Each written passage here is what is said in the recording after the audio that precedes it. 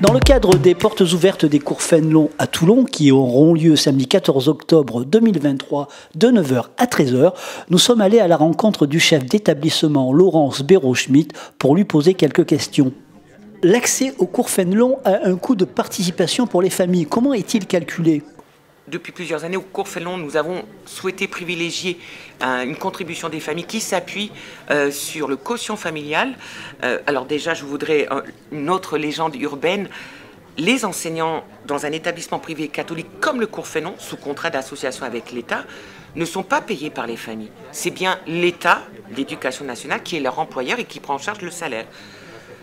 La contribution des familles est... Pour ce qui est la première contribution des familles, ça démarre au cours Fénelon à 60 € par mois.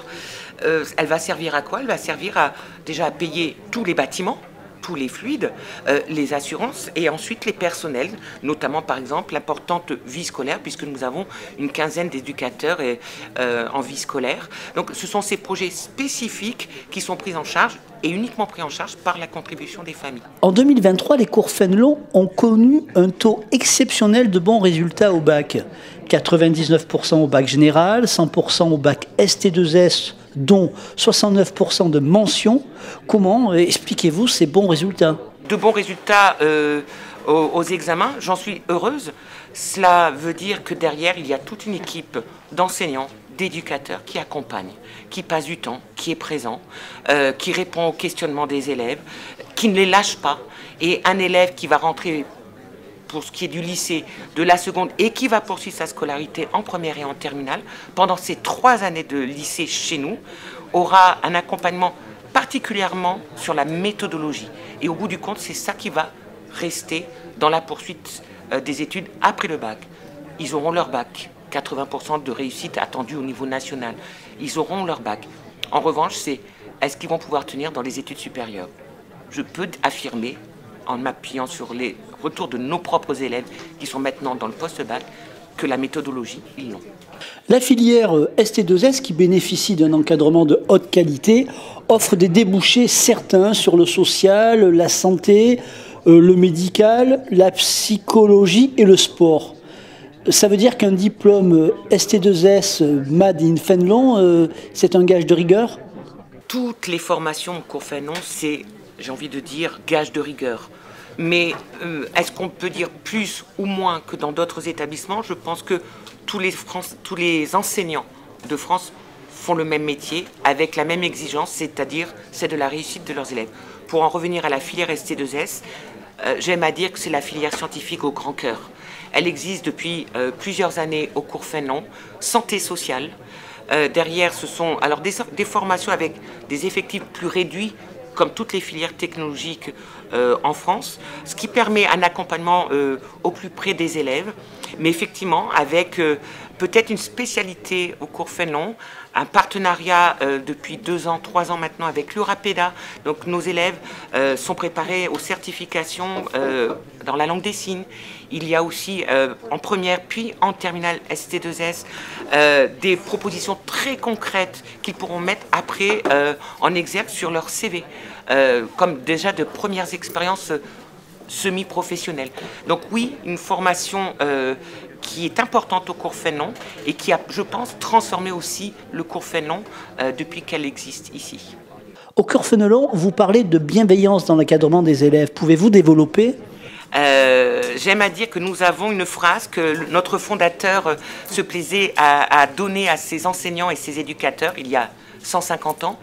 Soyez ronds et carrés à la fois. Rond et carré, normalement, voilà, c'est comprendre tout cela, c'est-à-dire à la fois cette bienveillance en un mot, l'accompagnement, la disponibilité, l'empathie et bienveillance en 2 mots. C'est-à-dire que le chemin, il est là, il n'est pas à côté, et amener le jeune à apprendre de ses erreurs. Ça ne veut pas dire qu'il n'a pas le droit de faire des erreurs. On l'amène à réfléchir, on a un accompagnement éducatif, rond et carré à la fois.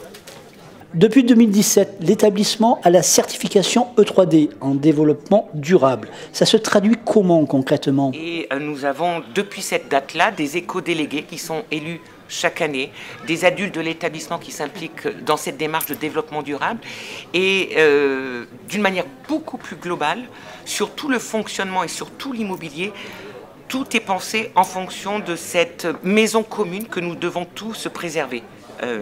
Et c'est vrai que d'une manière en parallèle avec cette augmentation du coût des énergies, avec ces contraintes réglementaires, mais surtout cet impératif, cet enjeu climatique et de développement durable, on mène une réflexion, c'est plus qu'une réflexion, une campagne de travaux sur les 3 prochaines années pour aboutir, on l'espère, en 2025 à une autosuffisance à 100% sur le plan énergétique de l'ensemble des structures de l'établissement.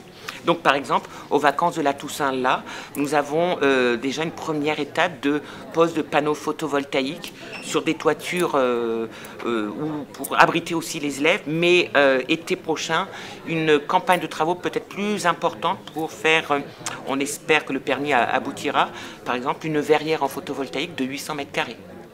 Pour finir, vous organisez donc des portes ouvertes samedi prochain, le 14 octobre, de 9h à 13h. À quoi ça sert selon vous? Simplement à venir voir ce qui se vit au cours Fanon. Beaucoup de choses peuvent se dire pour ceux qui connaissent notre établissement. J'ai envie de dire aux uns et aux autres qui se posent des questions, qui s'interrogent, qui peut-être ont une vision peut-être erronée du cours Fanon, de venir voir nos élèves. Ils sont généralement une soixantaine, une centaine qui sont nos ambassadeurs ce jour-là et qui accompagnent les familles. Et vous verrez qu'ils sont fiers de présenter leur établissement, de présenter les locaux, de leur présenter les professeurs et les projets qui sont menés. Donc des portes ouvertes où on pourra ne serait-ce que respirer un petit peu l'ADN et l'ambiance de notre établissement.